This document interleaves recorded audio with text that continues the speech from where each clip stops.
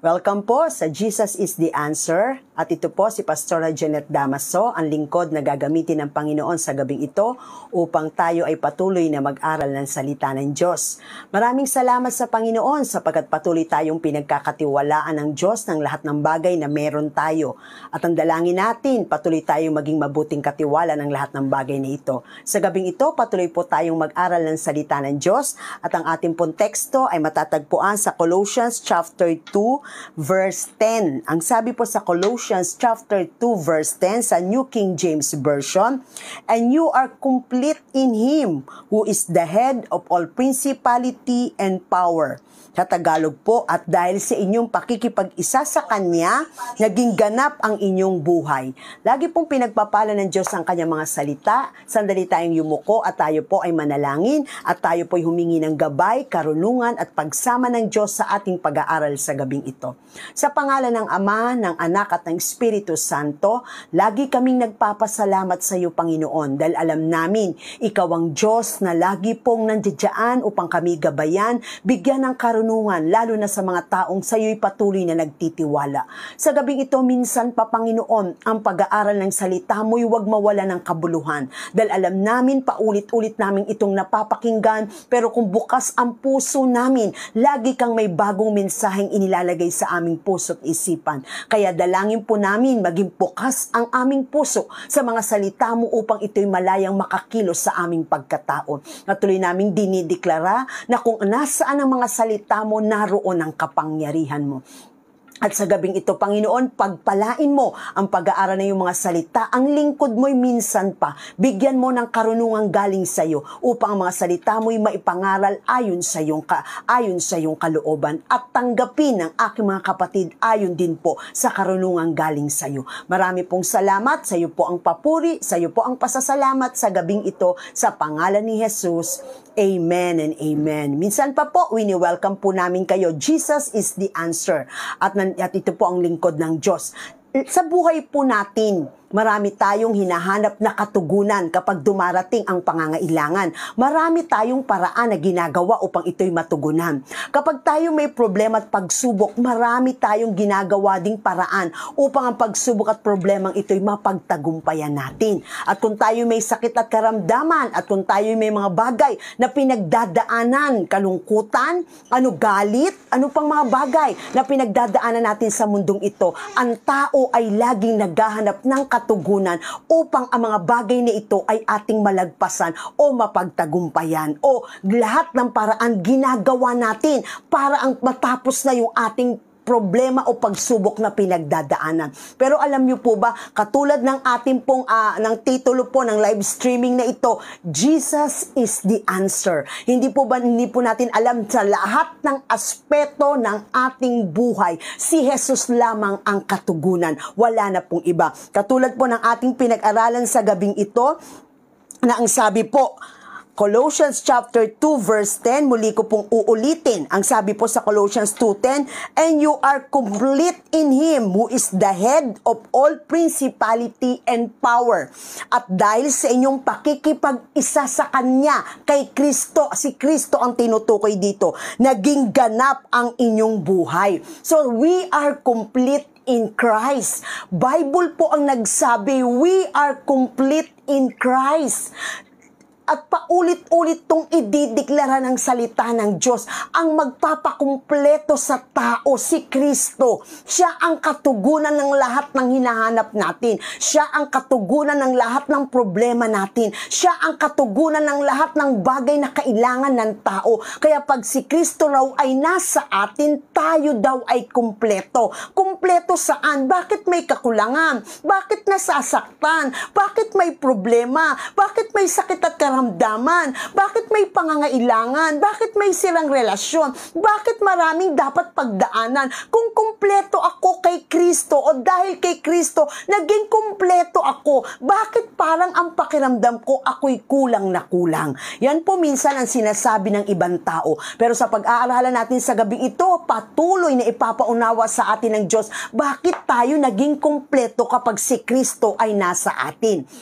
Sige po, simulan po natin. Ang sabi po, dito po sa ating tekstong binasa, here, Paul declares that the Christian is complete in Christ. Si Pablo mismo ang nagdeklara na ang isang Kristiyano pag na kay Kristo ay kumpleto. Pag sinabing kumpleto, lack nothing, walang kakulangan sa lahat ng aspeto ng buhay natin.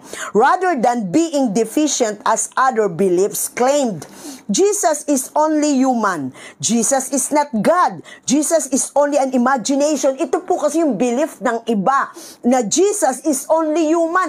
Tao lang si Kristo. At ang sabi ng iba, si Kristo ay hindi Diyos. At ang sabi ng iba, si Jesus ay imagination lang. Kaya hindi makumpleto ang buhay nila dahil sa pagtanggap o pananaw nila kay Kristo. Yun ang dahilan bakit hindi nakukumpleto ang buhay nila kahit kilala nila si Kristo. Pero ang taong magdideklara na si Kristo ay Diyos, ang taong magdideklara na si Kristo ay Diyos na nagkatawang tao, kaya siya naging tao at nakisalamuha sa atin, ang kung sino mang magdideklara na si Jesus ay Panginoon, maniniwala po ako, pag tama ang declaration mo, tama ang pananaw mo kay Kristo, tama ang pagkakilala mo sa Kanya, kahit kulang ka sa mundo, kulang ka sa material, kahit may pangangailangan, dahil ang pananaw mo kay Kristo ay tama, siya ang magpapakumpleto na kulang, pero ang feeling mo, ang damdamin mo, ang sitwasyon mo, ang kalagayan mo, kumbaga ang pananaw mo, kumpleto ka dahil kay Kristo. Okay po?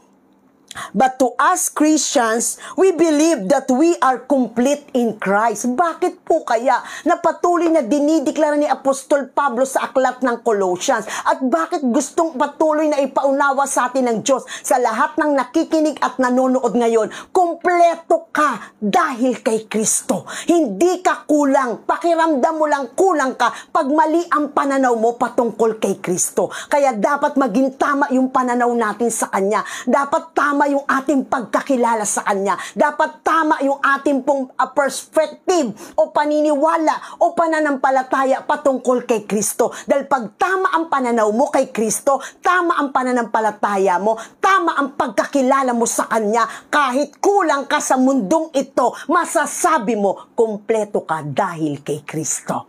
Amen po. Pag-aralan po natin, bakit tayo complete in Christ? Sabi po ng Biblia, Verse 11. Sabi dun sa verse 11, sabi dun, dahil sa pakikipag-isa kay Kristo, kayo'y tinuli hindi sa laman, kundi sa pagwawaksi ng masamang hilig ng laman. Ito ang pagtutuling mula kay Kristo. Sa English Good News Translation, in union with Christ, you were circumcised, not with the circumcision that is made by human beings, but with the circumcision made by Christ, which consists of being freed from the power of the sinful self. So, unang-unang nagawa ni Kristo, kaya tayo naging kompleto. Ang sabi sa number 1, this completeness includes the putting off of the sinful nature. Sabi doon sa Colossians 2:11, dahil sa pakikipag-isa kay Kristo, kayo'y tinuli hindi sa laman, kundi sa pagwawaksi ng masamang hilig ng laman. Ito ang pagtutuling mula kay Kristo. Uulitin ko, this completeness includes the putting off of the sinful nature. Ang pagiging kumpleto mo nung tinanggap mo si Kristo, inalis niya yung sinful nature natin. Yung ating dating pagkatao. Yung ating pong sinful nature. Yung makasalanang gawi. Yung makasalanang pag-uugali. Yung makasalanang pananaw. Yung makasalanang ating pagkaunawa. Yung sinful nature natin. Yung pagkatao natin na namana kay Adan at Eva na makasalanan nung nakipag-isa ka kay Kristo. Kinumpleto niya dahil kay Kristo, hindi ka na makasalanan. Ikaw ay naging banal sa harapan ng Diyos. At paano po? Pag-aralan natin, circumcision in the flesh, in their faith sa mga Israelites. It was a sign that the individual stood in covenant relationship with God. For a man, with God. So sa pananampalataya ng mga Hudyo, ang pagiging circumcised, pag sinabing circumcised, ang tawag nila dyan ay clean. Kaya nga yung mga hintil, hindi sila circumcised sa flesh. Kaya ang tawag ng mga Hudyo sa hintil, unclean, unclean. O sumisigaw silang, unclean, unclean, marumi. Bakit walang circumcision of the flesh? Para maging malinis ka sa pananaw ng batas at pananampalataya ng Israelita, kailangang ma-circumcise ka sa flesh. Pero, nung si Kristo tinanggap mo, yung circumcision of the flesh ay ginanap niya at yun ay circumcision sa ating espiritu. Kaya ang sabi doon, circumcision on the flesh, worldly procedure to be considered clean. Kasi ang procedure ng mundo, ng mga Israelita, ng mga Hudyo, nang under sa batas, para maging malinis ka sa paningin ng Diyos, iso-circumcise ang mga lalaki sa flesh. Pero, nung tinanggap mo si Kristo, babae, lalaki, wala ng circumcision of the flesh para maging malinis sa harapan ng Diyos. Bakit? Circumcision done by Christ. A man need to accept Jesus Christ's death on the cross to be considered clean. Kaya kumpleto ka na. Hindi na yung circumcision. Ang babae, wala naman circumcision. So, ang ginawa ni Jesus, babae, lalaki, sino mang nilalang, hintil, Hudyo, o anumang lahi ka. Pag si Kristo tinanggap mo sa puso mo, kumpleto ka. Hindi mo na kailangan dumaan sa circumcision of the flesh. Kahit kasino ka pa. Bakit? You are complete in Christ. Naging malinis ka sa harapan ng Diyos because of Jesus Christ. Not because of circumcision of the flesh. Amen? Complete in Christ. Kaya malakas ang loob nating lumapit sa Diyos. Kaya malakas ang loob nating tumawag sa Diyos. Kaya malakas ang loob mo na ang pangangailangan mo, ang Diyos ang tutugon. Malakas ang loob mo na ang yung nararamdaman, ang kabigatan mo, ang pinagdadaanan mo. Si Jesus ang katugunan. Bakit? Tutugunin ka ng Diyos Ama because of Jesus. Kinumpleto niya ang pagiging malinis mo sa harapan ng Diyos dahil sa kamatayan niya sa krus ng Kalbaryo. Kaya kapatid, you are complete in Christ. Malinis ka na sa harapan ng Diyos. Nung si Kristo tinanggap mo sa puso mo, circumcision done by Christ is enough, is complete. Kaya hindi ka na mangingilag lumapit sa Diyos. Hindi ka na mangingilag na hanapin ang tunay na katugunan. Hindi ka na mangingilag humingi sa Diyos. May karapatan ka na because of Jesus Christ's death on the cross. Kumpleto ka, naging anak ka ng Diyos, naging malinis ka, naging banal ka, may karapatan kang humingi ng tulong at katugunan sa tatay mo sa langit because you are complete in Christ. Kaya Jesus is the answer. Naging kumpleto tayo. Tuloy po natin. Sabi doon, number 2, Colossians 2 verse 13. Ang sabi po sa Colossians 2:13, kayong mga hintil na dating patay dahil sa kasalanan ay muling binuhay ng Diyos na kasama ni Kristo. Pinatawad niya tayo sa ating mga kasalanan.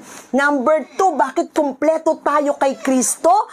Resurrection from spiritual death and forgiveness of our sins. Sabi doon, bakit tayo naging kumpleto kay Kristo? Dahil kay Kristo, yung resurrection from spiritual death. Nung wala si Kristo sa buhay mo, nung si Kristo hindi pa namamatay sa krus ng Kalbaryo, kapatid, patay tayo dahil sa kasalanan. Uulitin ko, kayong mga hintil na dating patay dahil sa kasalanan ay muling binuhay ng Diyos na kasama ni Kristo. Pinatawad niya tayo sa ating mga kasalanan. Diba? Tayong mga hintil na dating patay dahil sa kasalanan, binuhay na muli ang ating espiritu dahil sa pakikipag-isa natin kay Kristo at tayo'y pinatawad na sa lahat ng ating kasalanan. Kaya kapatid, Jesus is the answer. Bakit? Kasi dahil kay Kristo, ikaw na patay sa paningin ng Diyos. Dahil alipin ka tayo ng kasalanan. Tayo na patay sa paningin ng Diyos. Bakit? Kasi tayo ay makasalanan. Walang karapat-dapat sa paningin ng Diyos. But because of Jesus Christ's death on the cross, nakipag-isa ka kay Kristo, ikaw na dating patay sa paningin ng Diyos, binuhay at pinatawad sa iyong kasalanan. Kaya lahat ng bagay na hihingin mo sa Ama sa pamamagitan ng anak, gagawin niya upang maparangalan ng Ama sa pamamagitan ng anak. Hindi ka matatanggihan ng Diyos. Bakit? Si Kristo na anak niya, namatay sa krus ng Kalbaryo, na tinanggap mo sa puso mo. Kaya ikaw na patay sa paningin ng Diyos, naging buhay at pinatawad, naging malinis. Kaya may karapatan kang angkinin ang lahat ng pangako ng Diyos. Kaya Jesus is the answer. Amen? Tayong patay. Pagpatay, walang walang halaga. Pagpatay, alam natin, walang kabuluhan. Pero dahil kay Kristo, tayong patay dahil sa kasalanan, napatawad, binuhay, nagkaroon ng connection kay Lord, naging anak ng Diyos, naging tagapagmana, naging tagalangit, nagkaroon ng kaligtasan, at lahat ng authority sa lupa at sa langit, ibinigay kay Kristo. At yung authority na yon, binigyan din tayo ng Panginoon. Pwede tayong magpalayas ng demonyo, pwede tayong sabi doon, magpagaling ng may sakit. And these signs will follow to those who believe. Kaya kapatid, yung dating patay na walang kabuluhan, dahil kay Kristo, binuhay at nagkaroon ng kabuluhan sa paningin ng Diyos, binigyan pa ng kapangyarihan, binigyan ng karapatan sa kalangitan. Amen. So yun po yung pangalawa, resurrection from spiritual death and forgiveness of our sins, because you are complete in Christ. Bakit? Dahil ang sabi doon, hindi ka na patay sa harapan ng Diyos. Buhay ka na because of Jesus Christ. Dati kang makasalanan sa paningin ng Diyos, but because of Jesus Christ, ikaw ay napatawad na. You are complete in Christ. Tagalangit ka na, ligtas ka na, may tatay ka sa langit, may masasandalan ka, may matatawagan ka, may tutulong sa iyo. Merong Diyos na hindi magbibigo at may Diyos na hindi makakalimot at hindi matitiis ang kanyang mga anak. Amen? Sabi niya, may magulang bang marunong lumimot sa kanyang anak? Kung meron man, ako na Ama niyo sa langit, hindi ko kayo kinalilimutan. Dating patay sa kasalanan, pero dahil kay Kristo na buhay at pinatawad, hindi kayang kalimutan. Bakit? Dahil anak tayo ng Diyos because of Jesus Christ. May kayong mga magulang dito sa lupa, bagamat masama, marunong magbigay ng mabuti sa inyong mga anak, ako pa kaya na Ama niyo sa langit, ibibigay ko yung pinakamabuti para sa inyo. Amen. Mga pangako ng tatay natin sa langit. At yun ay dahilan, bakit? Because of Jesus Christ. Number 3, sabi doon, sabi pala sa number 2, you were dead because you were sinful. Diba? We are dead because we are sinful and we are not God's people. But God let Christ make you alive when He forgave all our sins. Colossians 2:13, ulitin ko, kayong mga hintil na dating patay dahil sa kasalanan ay muling binuhay ng Diyos na kasama ni Kristo. Pinatawad niya tayo sa ating mga kasalanan. Maganda sa English you were dead because you were sinful. Diba? Patay ka kasi makasalanan ka kahit humihinga ka sa mundo, kahit naglalakad ka, kahit ikaw ay malakas na malakas, kahit ikaw ay malusog na malusog, pero dahil makasalanan tayo sa harapan ng Diyos, patay tayo sa harapan niya. Diba? Pero spiritually, pero nung si Kristo ay tinanggap mo sa puso mo, tayo ay resurrected spiritually. Amen. Dating patay sa paningin ng Diyos, nagkaroon tayo ng buhay sa paningin niya. At tayo'y napatawad sa ating mga kasalanan. Number 3, Colossians 2:14. He canceled the record of the charges against us and took it away by nailing it to the cross. Diba? Tagalog, pinawalang bisa ang lahat ng kasulatan laban sa atin. Pati mga pananagutang kaugnay nito, pinawi niya ang lahat ng ito nang ipako siya sa cross. Number 3, deliverance from the legalistic requirements. Hallelujah! Because of Jesus Christ, you are complete. Bakit? Deliverance from legalistic requirements. Ang mundo may requirements. Ang tao may requirements. Ang lahat ng organisasyon may requirements. Pero tinanggal at ang batas may requirements. Pero na-deliver tayo from legalistic requirements. Pinawalang bisa ang lahat ng kasulatan laban sa atin. Bakit? Pati mga pananagutang kaugnay nito. Pinawi niya ang lahat ng ito nang ipako siya sa krus ng Kalbaryo. Kapatid, you are complete in Christ. Yung requirements ng mundo, sabi ng Biblia, pinawi niya ang lahat ng ito.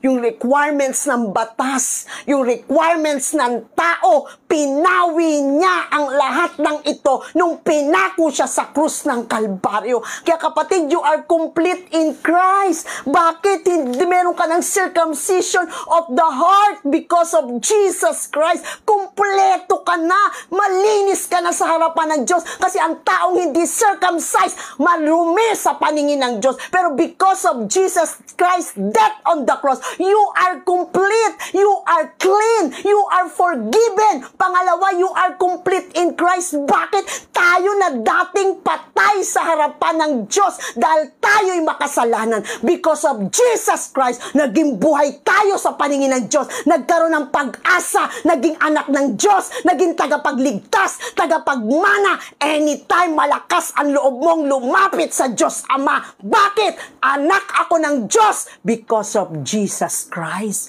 Yung namamagitang kasalanan, pinawi ng kamatayan ni Kristo. Pangatlo, lahat ng requirements, deliverance from legalistic requirements. Lahat ng requirements ng tao. Kaya nga ang Diyos ang pumipili eh. Kung tao hindi pipiliin si Pablo, mamamatay tao. Kung ang tao hindi pipiliin si Pablo, bakit? Siya'y persecutor ng iglesia. Pero dahil yung legalistic requirements ng mundo, tinanggal ng Diyos. Ako ang pumipili, hindi kayo.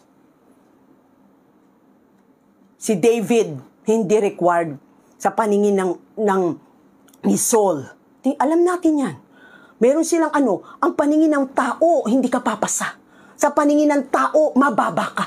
Sa paningin ng tao, sino ka? Sa paningin ng tao, bakit siya? Sa paningin ng tao, bakit? Sino? Bakit ganun? Ano nangyari sa paningin ng tao? Pero deliverance from legalistic requirements, ako ang pumili pag gusto kong gamitin kahit mangmang sa harapan ng tao. Pwedeng maging matalino sa paningin ng Diyos.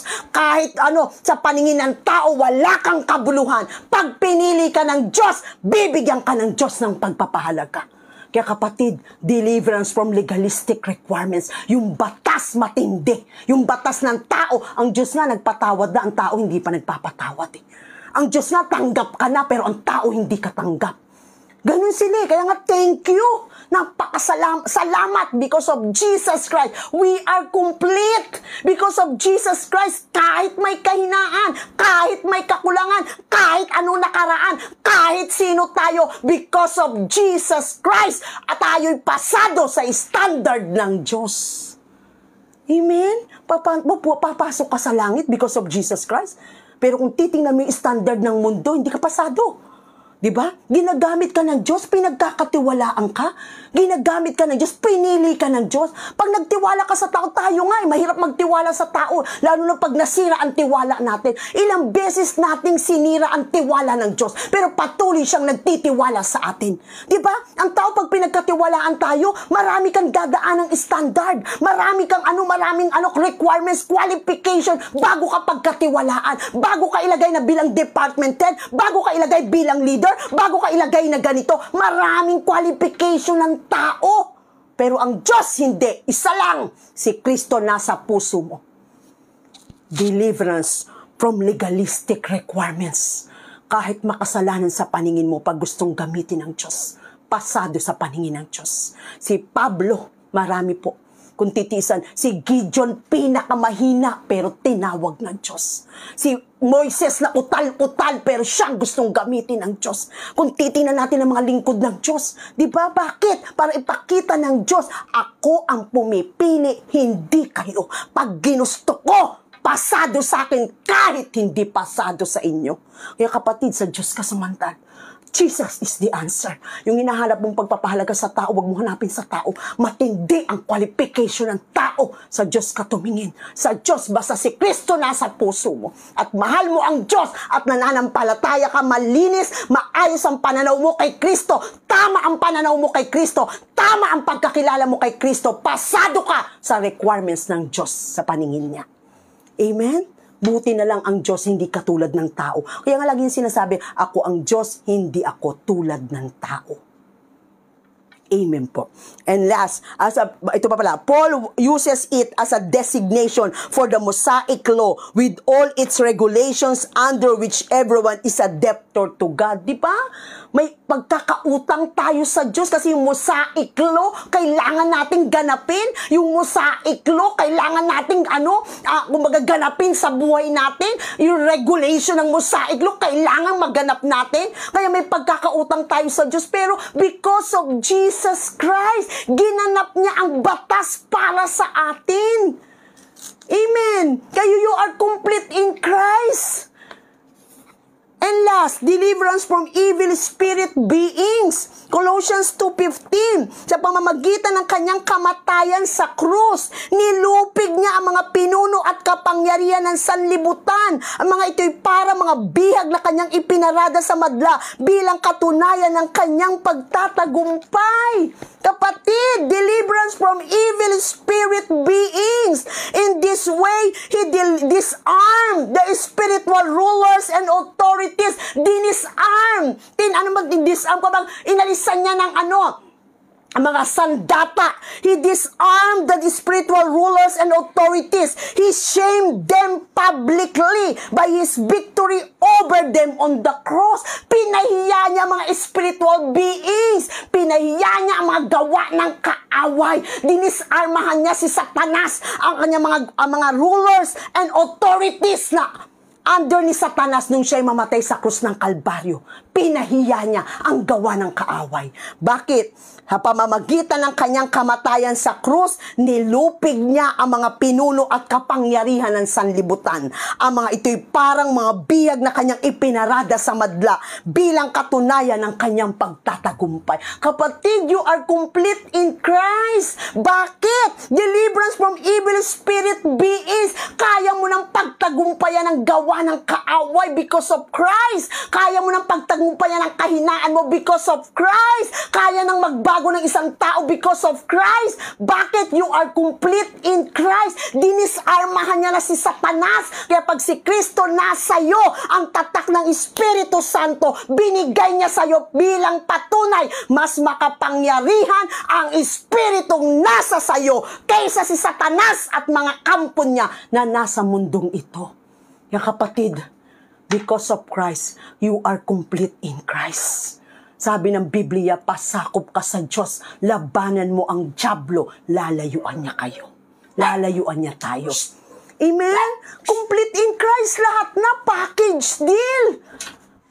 Kaya kapatid, kung naghahanap ka ng kakumpletuhan ng buhay mo, huwag kang maghanap. Maraming tao, lahat ng paraan ginagawa para mag-feel niyang kumpleto siya. Kahit pa ibigay sa'yo buong mundo, hindi ka makukumpleto sa pakiramdam mo. Kahit pa yakapin ka ng salapi, yakapin ka ng papuri, yakapin ka ng mga taong sumusuporta sa'yo, kahit yakapin ka ng posisyon mo, lahat ng bagay sa mundong ito, ibigay sa'yo, hindi mo mararamdamang kumpleto ka dahil ang kakumpletuhan ng isang tao na kay Kristo lang.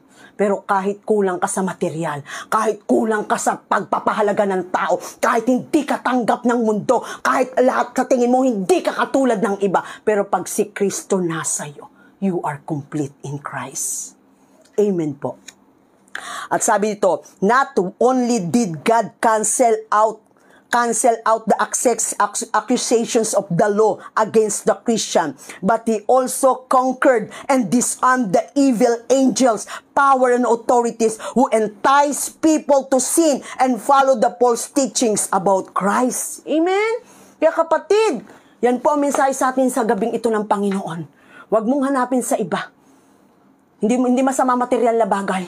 Pero kung ang hinahanap mo ng kakontentuhan ng buhay mo para makumpleto ka, ay ang material na bagay, kapatid. Kahit ibigay sa iyo mundo, hindi mo mararamdamang kumpleto ka. Huwag sa tao. Kahit lahat ng papuri ng tao marinig mo. Kahit lahat ng suporta ng tao sa paligid mo matanggap mo. Kahit ilagay ka ng tao sa pedestal. Pero pag si Kristo hindi totoong nasa trono ng puso mo, hindi mo mararamdamang kumpleto ka. You are complete in Christ. Hindi mo makikita ang kakulangan mo. Hindi mo makikita ang kahinaan mo. Hindi mo makikita. Hindi kayang ibigay ng tao siyat ng mundo. Pag si Kristo nasa iyo, you are complete in Christ. Basta tama ang relasyon sa Diyos. Basta tama ang pananaw. Tama ang pagkakilala kay Kristo. Kasi sabi ng Diyos, lahat ng authority sa lupa at sa langit, ibinigay na sa akin ng Ama. Sabi ni Kristo, authority sa lupa at sa langit, universal authority, binigay na ng Diyos Ama sa akin, sabi ni Kristo. Kaya kapatid, you are complete in Christ. Ulitin ko, bakit tayo naging kumpleto?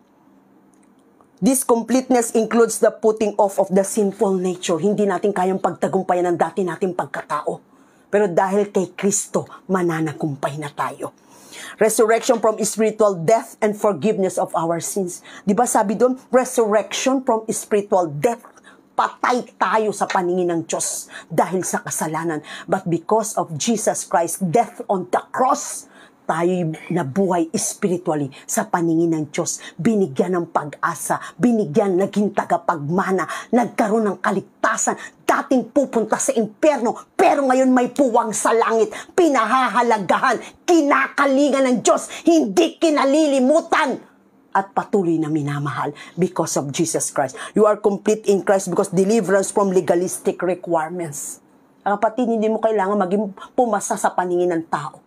Hindi mo kailangan pumasa sa standard ng mundo. Hindi mo kailangan pumasa sa standard ng batas ng tao, sa pananaw ng tao. Kay Kristo, kumpleto ka. Basta pasado ka sa paningin ng Diyos. Kaya kanyang itaas, kaya kanyang pagpalain, kaya niyang ayusin ang buhay mo, kaya kanyang kahabagan, kaya niyang baguhin ang sitwasyon mo. Because deliverance from legalistic requirements, you are complete in Christ. And last, deliverance from evil spirit beings. Walang magagawa sa iyo ang kaaway. Ang sino mang nasa aking mga kamay, hindi magagalaw ni naman. Maski ang kaaway, take off sa iyo. Bakit? Dahil yung King of Kings and Lord of Lords na namatay sa krus ng Kalbaryo, nasa puso mo. All authority in heaven and on earth was given to me. Binigay na sa kanya ng Diyos Ama. Kapatid, sa gabing ito tayong lahat ay yumuko tayong manalangin. Panginoon, maraming salamat. Sapagkat minsan pa nire-remind mo kami, kumpleto kami kay Kristo. We are complete in Christ. Huwag naming hanapin ang completeness ng puso namin, ng aming pagkatao. Ang completeness, Panginoon, ng aming sarili, ng lahat ng bagay sa amin sa mundong ito, Panginoon. Dahil ang kakumpletuhan ng isang tao at kakontentuhan na kay Kristo lang matatagpuan, Panginoon. Dahil lahat ng bagay ng ginawa na ni Kristo sa krus ng Kalbaryo, Panginoon. Kaya, Lord, we are complete in Christ. Patuloy kong dalangin, Panginoon, na patuloy na ang puso namin ikaw ang hanapin. Patuloy na ang puso namin mauhaw sa iyo, Panginoon. Patuloy na ang puso namin, Panginoon, ang i-please, Panginoon, ay ang Diyos na tumawag at lumikha sa amin, Father God. Because of Jesus Christ, malakas ang loob naming tumawag sa Diyos.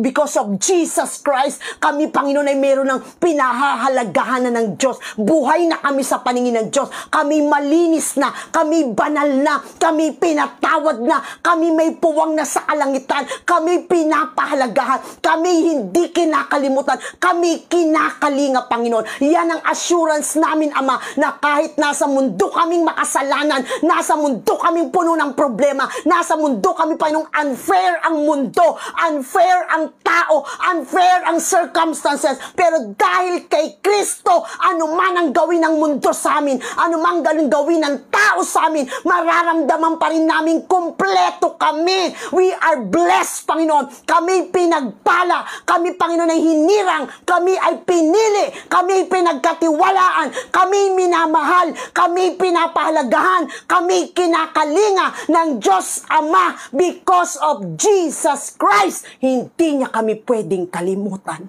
Lord, salamat po. Mananagumpay kami dahil kay Kristo. Pagpalain mo po ang bawat isa, Panginoon, sa gabing ito at ilagay mo yan sa puso't isipan namin, Panginoon. Ang lahat ng papuri ay sa iyo lamang sa pangalan ni Jesus. Amen and amen. Magandang gabi po. Pagpalain po tayo ng Panginoon.